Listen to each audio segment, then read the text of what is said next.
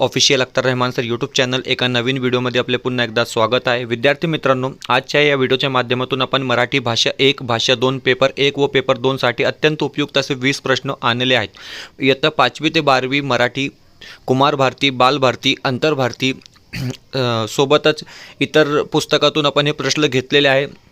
इकडे जवळपास 6-7 पुस्तकाचा वापर आपण प्रत्येक व्हिडिओमध्ये करत आहे। म्हणजे जे पुस्तक असतात त्या पुस्तकातून वेगवेगळे प्रश्न तुमच्यासाठी जे बेस्ट प्रश्न आहे, जे TETच्या परीक्षेत विचारले जातात, तशा प्रकारे प्रश्न आणण्याच्या आमच्या चॅनलच्या माध्यमातून आपण येथे प्रयत्न करत असतो। तर चला व्हिडिओ सुरू करूया। व्हिडिओ सुरू करण्या अगोदर आपण जर आमच्या चॅनलवर नवीन असाल तर प्लीज चॅनलला सबस्क्राईब करा। साईडचे जे बेल आयकॉन आहे त्याला देखील प्रेस करा, जेणेकरून आपल्याला अशाच प्रकारचे व्हिडिओ वेळेवर पाहायला मिळेल। तर चला व्हिडिओ सुरू करूया। डिस्क्रिप्शनमध्ये आमच्या टेलिग्राम आणि व्हॉट्सअप ग्रुपची लिंकसुद्धा दिलेली आहे, तिथे जाऊन आपण आमच्या टेलिग्राम आणि व्हॉट्सअप ग्रुपला सुद्धा जॉईन करू शकतात। इयत्ता 5वी ते 12वी मराठी जी भाषा असते त्या मराठीच्या पुस्तकात जे लेखकांचे नाव किंवा कवींचे नाव असतात त्याचबद्दल बहुतेकदा TETच्या परीक्षेमध्ये प्रश्न विचारले गेलेले आहे, हे तुम्ही पाहू शकतात। तर पहिला प्रश्न असाच येथे दिलेला आहे की खालीलपैकी कोणते लेखक हे कुसुमाग्रज म्हणून ओळखले जातात। तर हे बघा, कुसुमाग्रज म्हणून कोण ओळखले जातात। 4 पर्याय आपल्याला इथे दिलेले आहे। अनंत लक्ष्मण कान्हेरे, बी विष्णू वामन शिरवाडकर, सी वसंत कानेटकर किंवा डी विनायक दामोदर सावरकर। तर हे बघा, हे 4 मोठे नाव आपल्या समोर येथे आलेले आहे आणि योग्य जे उत्तर असणार आहे ते असणार आहे वी वा शिरवाडकर, म्हणजे विष्णू वामन शिरवाडकर यांना वी वा शिरवाडकर असे सुद्धा संबोधले जात, यांनाच कुसुमाग्रज असे म्हणतात। यानंतर पाहूया पुढचा प्रश्न, म्हणजे प्रश्न क्रमांक 2। प्रश्न क्रमांक 2 येथे विचारलेला आहे की ज्या वाक्यात एकच प्रधान वाक्य आणि बाकीचे वाक्य या प्रधान वाक्यावर अवलंबून असतात त्यांना डॅश डॅश असे म्हणतात। हे बघा, मिश्र वाक्य, ऑप्शन ए, ऑप्शन बी संयुक्त वाक्य, ऑप्शन सी केवल वाक्य किंवा ऑप्शन डी विद्यार्थी वाक्य। तर हे बघा, ज्या वाक्यात एकच प्रधान वाक्य आणि बाकीचे वाक्य त्या प्रधान वाक्यावर अवलंबून असतात त्यांना मिश्र वाक्य म्हणतात। म्हणजेच पर्याय क्रमांक अ जे असेल आपला योग्य उत्तर इथे असणार आहे, पर्याय क्रमांक ए। यानंतर पाहूया पुढचा प्रश्न, म्हणजे प्रश्न क्रमांक 3। प्रश्न क्रमांक 3 येथे विचारलेला आहे की खालीलपैकी कोणता शब्द शीघ्र या शब्दाच्या विरुद्धार्थी शब्द दर्शवतो। 4 प्रश्न दिलेले आहे। 1 मंद, 2 उष्ण, 3 गरम, 4 उत्साह। शीघ्र म्हणजे फास्ट आणि मंद याच्या ऑपोजिट असणार मंद म्हणजे स्लो, पर्याय क्रमांक 1। यानंतर पाहूया पुढचा प्रश्न, प्रश्न क्रमांक 4। प्रश्न क्रमांक 4 येथे दिलेला आहे की समासाच्या कोणत्या प्रकारात पहिले पद, हे बघा पहिले पद लक्षात ठेवा, असून त्याचा वापर क्रियाविशेषणासारखा केला असतो। समासाच्या कोणत्या प्रकारात पहिले पद महत्त्वाचे असून त्याचा वापर क्रियाविशेषणासारखा केला असतो। 4 पर्याय आपल्याला इथे दिलेले आहे। अव्ययी भाव समास, तत्पुरुष समास, द्वंद्व समास किंवा ऑप्शन नंबर डी बहुव्रीही समास। तर हे बघा, ज्या समासात पहिले पद प्रधान असतात ते अव्ययीभाव समास असतात। यात जास्तीत जास्त म्हणजे फारसीचे किंवा विदेशी भाषेचे जे उपसर्ग लागून प्रत्यय येतात, उपसर्ग लागतात ज्या शब्दांना, तेथे अव्ययीभाव समास असतो। सेम आहे मराठीमध्येही सुद्धा आणि हिंदी भाषेमध्येही सुद्धा अव्ययीभाव समास, येथे पहिला पद प्रधान असतो आणि बहुतेकदा येथे जे गैरहजर, यथातीत अशा प्रकारे म्हणजे उपसर्ग जे आहे ते विदेशी भाषा किंवा फारसी भाषेचे उपसर्ग येथे वापरले जातात। यानंतर पाहूया पुढचा प्रश्न, म्हणजेच प्रश्न क्रमांक 5। हे बघा, तसाच प्रश्न इथे आलेला आहे। खालीलपैकी अव्ययीभाव समास असलेला पर्याय निवडा। मी तुम्हाला सांगितलं होतं की बहुतेकदा अव्ययीभाव समासात काय असतो की उपसर्ग लागलेला असतो, शब्दांना उपसर्ग येथे लागलेला असतो। 4 पर्याय दिलेले आहे। कंबरपट्टा, गैरशिस्त, तोंडपाठ, विट्टू दांडू। तर हे बघा, गैरशिस्त ऑप्शन क्रमांक 2, गैर हा फारसी शब्द आहे आणि हा फारसी उपसर्ग सुद्धा आहे। तर ऑप्शन क्रमांक जे आहे ते आपला गैरशिस्त येथे होणार आहे, म्हणजे येथे पहिला पद प्रधान आहे। यानंतर पाहूया पुढचा प्रश्न, प्रश्न क्रमांक 6। आता प्रश्न क्रमांक 6 येथे विचारलेला आहे की खालीलपैकी व्याकरणाच्या दृष्टीने शुद्ध शब्दलेखन असलेला शब्द ओळखा। हे बघा, व्याकरणाच्या दृष्टीने कधी प्रश्न असा सुद्धा विचारला जातो की लेखन नियमानुसार शब्द लिहा। इथे विचारलेला आहे की व्याकरणाच्या दृष्टीने शुद्ध शब्दलेखन असलेला शब्द। तर हे बघा, माहिती डायरेक्ट आपण लिहून येथे पाहूया, ही ती असा माहिती लिहायचा आहे आणि पर्याय क्रमांक 1 जे असेल ते आपलं इथे योग्य उत्तर असणार आहे. यानंतर क्वेश्चन नंबर 7 म्हणजेच नेक्स्ट क्वेश्चन इथे विचारलेला आहे की प्रश्नात दिलेला शब्दास विरुद्ध अर्थाचा शब्द दिलेला पर्यायातून निवडा. हे बघा क्षणिक एक शब्द इथे दिलेला आहे आपल्याला आणि याच्या विरुद्ध अर्थी शब्द आपल्याला इथे पाहायचा आहे. 4 पर्याय दिलेले आहे. नाशिवंत, निरंतर, क्षणभंगूर किंवा वरीलपैकी नाही. तर क्षणिक म्हणजे याच्या विरुद्ध अर्थी जे होणार आहे ते होणार आहे निरंतर, म्हणजे पर्याय क्रमांक 2 आपला जे येते योग्य उत्तर येथे असणार आहे. यानंतर पाहूया पुढचा प्रश्न म्हणजे प्रश्न क्रमांक 8. प्रश्न क्रमांक 8 सुद्धा IMP आहे. परीक्षेच्या दृष्टीने लक्षात ठेवा विद्यार्थी मित्रांनो, हे जे प्रश्न आहे ते IMP क्वेश्चन इथे असणार आहे. विचारलेला आहे की पंढरपुरातील विठ्ठल मंदिराच्या समोर कोणत्या संताची समाधी आहे. पंढरपूर संदर्भात एक प्रश्न विचारला जातो प्रत्येक TETच्या परीक्षेमध्ये. इथे विचारलेला आहे की पंढरपुरातील विठ्ठल मंदिराच्या समोर कोणत्या संताची समाधी आहे.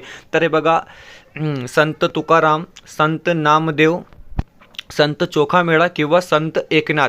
तर योग्य उत्तर असणार आहे संत चोखामेळा. यांची संतवाणी सुद्धा इयत्ता 9वीच्या वर्गाला आहे. बहु हा दयाळू. संत चोखामेळा यांची संतवाणी इयत्ता 9वी अंतर्भारतीमध्ये दिलेली आहे उर्दू माध्यमसाठी. यानंतर पाहूया पुढचा प्रश्न म्हणजे प्रश्न क्रमांक 9. प्रश्न क्रमांक 9 येथे विचारलेला आहे की अनेक गोष्टीत एकाच वेळी लक्ष देणारा या शब्दसमूहाबद्दल एक शब्द कोणता असेल. अतिशय सोपा हा प्रश्न आहे माझ्या मताने की अनेक गोष्टीत एकाच वेळी लक्ष देणारा कोण असतो. तर परोपकारी असतो नाही, समाधानी असतो नाही, बहुरूपी असतो नाही, तर तो असतो अष्टावधानी, म्हणजे पर्याय क्रमांक C जे आहे ते आपला येथे योग्य उत्तर असणार आहे. यानंतर पाहूया पुढचा प्रश्न म्हणजे प्रश्न क्रमांक 10. व्हिडिओ आवडत असेल तर प्लीज व्हिडिओला लाईक करा. जर तुम्ही आमच्या चॅनलवर नवीन असाल तर प्लीज चॅनलला सबस्क्राईब करा. डिस्क्रिप्शनमध्ये आमच्या टेलिग्राम आणि व्हॉट्सअप ग्रुपची लिंकसुद्धा दिलेली आहे. तिथे जाऊन आपण आमच्या टेलिग्राम आणि व्हॉट्सअप ग्रुपलासुद्धा जॉईन करू शकतात. प्रश्न क्रमांक 10 पाहूया. एकच प्याला या सुप्रसिद्ध मराठी नाटकाचे लेखक खालीलपैकी कोण आहेत. हे बघा एक नाटक आहे ज्याचं नाव आहे एकच प्याला. या नाटकाचे लेखक कोण आहे आपल्याला येथे ते पाहायचं आहे. 4 पर्याय दिलेले आहे. आचार्य अत्रे, विजय तेंडुलकर, राम गणेश गडकरी किंवा वि.वा. शिरवाडकर. तर हे बघा एकच प्याला हे जे नाटक आहे त्याचे सुप्रसिद्ध नाटक हे जे आहे त्याचे लेखक असणार आहे राम गणेश गडकरी, म्हणजे पर्याय क्रमांक C जे आहे ते आपलं इथे योग्य उत्तर असणार आहे. यानंतर पाहूया पुढचा प्रश्न म्हणजे प्रश्न क्रमांक 11. प्रश्न क्रमांक 11 येथे दिलेला आहे. प्रश्न क्रमांक 11 येथे दिलेला आहे की झाले बहु, होतीलही बहु, आहेतही बहु, परंतु यासम हा अलंकार प्रकार ओळखा.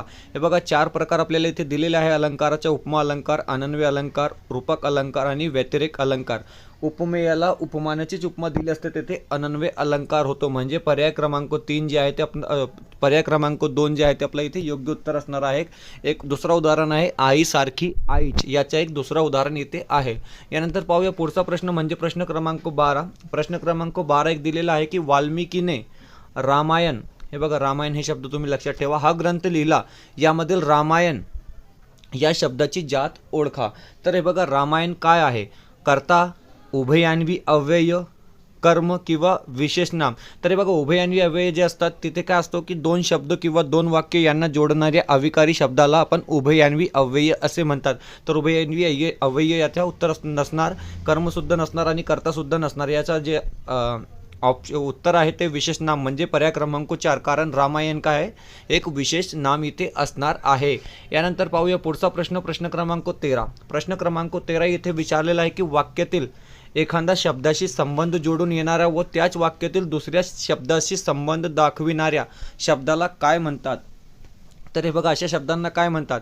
किंवा दुसरी व्याख्या अशी आहे की हे नेहमी नाम किंवा सर्वनाम यांना जोडूनच येतो, त्याला आपण काय म्हणतो. 4 पर्याय आपल्याला इथे दिलेले आहे. शब्दयोगी अव्यय, केवल प्रयोगी अव्यय, उभयान्वी अव्यय किंवा यापैकी नाही. तर हे बघा 2 शब्द नाम किंवा सर्वनाम यांना जोडून येणाऱ्या अविकारी शब्दाला आपण काय म्हणतो तर शब्दयोगी अव्यय म्हणतो. दुसऱ्या भाषेत आपण सांगू तर वाक्यातील एखाद्या शब्दाशी संबंध जोडून येणारा व त्याच वाक्यातील दुसऱ्या शब्दाशी संबंध दाखविणाऱ्या या शब्दाला आपण शब्दयोगी अव्यय असे म्हणतो. हे नेहमी आमचे ते कराडे सर म्हणताय की हे नेहमी नाम आणि सर्वनाम यांना जोडूनच येतो. यानंतर पाहूया पुढचा प्रश्न म्हणजे प्रश्न क्रमांक 14. प्रश्न क्रमांक 14 येथे विचारलेला आहे की आमच्या शाळेवर, हे बघा शाळेवर लक्षात ठेवा, माकड चढले होते या वाक्यातील शब्दयोगी अव्यय कोणता?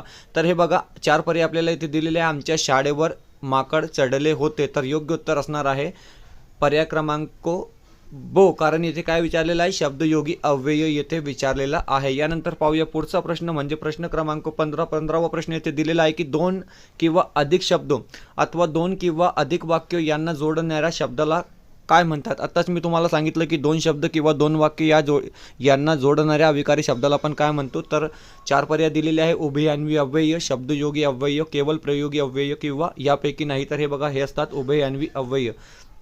ओके, यानंतर पाहूया पुढचा प्रश्न म्हणजे प्रश्न क्रमांक 17. हे 16वा प्रश्न आहे. इथे चुकून जे आहे ते 17 नंबर झालेला आहे. प्रश्न क्रमांक 16 याला आपण समजूया. शाश्वत या शब्दाच्या योग्य विरुद्धार्थी शब्द सांगा. तर हे बघा शाश्वत या शब्दाच्या योग्य विरुद्धार्थी शब्द येथे असणार आहे क्षणभंगूर, म्हणजे पर्याय क्रमांक 1. यानंतर पाहूया पुढचा प्रश्न म्हणजे प्रश्न क्रमांक 17. आता हा एक्झॅक्ट 17 नंबरचा प्रश्न आपला येथे दिलेला आहे, कारण तो प्रश्न 16वा होता. सुभानराव पाटील म्हणजे एकदम कुबेर माणूस डॅश डॅश म्हणजे काय? तर हे बघा सुभानराव पाटील म्हणजे एकदम कुबेर माणूस. आता कुबेर माणूस म्हणजे काय? अत्यंत उदार, अत्यंत धन्यवाद, अत्यंत चाणाक्ष किंवा अत्यंत बुद्धिमान. तर योग्य उत्तर इथे असणार आहे अत्यंत धनवान, म्हणजे पर्याय क्रमांक 2 जे आहे ते आपलं योग्य उत्तर इथे असणार आहे. क्रमांक 18 येथे विचारलेला आहे की इस्रायलच्या आक्रमणामुळे, इथे फिलिस्तीन असला पाहिजे होता, पॅलेस्टीनमधील लाखो अरबी लोक डॅश डॅश झाले. तर हे बघा इथे प्रश्न विचारलेला आहे आणि 4 पर्याय आपल्याला इथे दिलेले आहे. जे युद्ध सुरू आहे इस्रायल आणि फिलिस्तीनच्या त्या आधारावर प्रश्न इथे विचारलेला आहे की इस्रायलच्या आक्रमणामुळे फिलिस्तीनचे लाखो अरबी लोक डॅश डॅश झाले. 4 पर्याय दिलेले आहे. आक्रमक, बेहाल, नास्तिक किंवा निर्वसित. तर हे बघा याच्या योग्य उत्तर जे असणार आहे ते असणार आहे पर्याय क्रमांक 4 म्हणजेच निर्वसित. यानंतर पाहूया पुढचा प्रश्न, प्रश्न क्रमांक 19. 19वा प्रश्न इथे दिलेला आहे की जाहिरात हा शब्द मूळ कोणत्या भाषेतील आहे? तर हे बघा जाहिरात हा शब्द आहे ते फारसी भाषेतील शब्द येथे असणार आहे. यानंतर पाहूया पुढचा प्रश्न, प्रश्न क्रमांक 20. शेवटचा प्रश्न येथे विचारलेला आहे की मेघ हा शब्द होयो डॅश डॅश शब्द होयो तत्सम, तद्भव, देशी, परभाषीय. तर हे बघा 4 पर्याय आपल्याला इथे दिलेले आहे आणि मेघ जे आहे ते इथे तत्सम शब्द असणार आहे, म्हणजे पर्याय क्रमांक 1 जे आहे ते आपलं योग्य उत्तर असणार आहे. तत्सम शब्द म्हणजे कोणते शब्द हिंदी किंवा मराठीमध्ये आपण वारंवार प्रत्येक व्हिडिओमध्ये सांगत आहे आणि प्रत्येक व्हिडिओमध्ये तत्सम किंवा तद्भव शब्दाबद्दल प्रश्न येतच आहे. तर तत्सम शब्द ते शब्द म्हणजे ज्यांच्या संस्कृतमध्ये जसाचा तसा उच्चार मराठी भाषेत केला जातो, वापर केला जातो, त्याला आपण तत्सम शब्द म्हणतो. आणि तद्भव ते शब्द असतात जे मूळ शब्द संस्कृतचे असतात परंतु त्याला आपण काही चेंज करून म्हणजे काही बदल करून मराठी किंवा हिंदी भाषेत वापरतात, त्याला आपण तद्भव शब्द असे म्हणतो. हे तत्सम आणि तद्भव शब्दाची व्याख्या आहे. तर इथे आपले 20 प्रश्न पूर्ण झालेले आहे.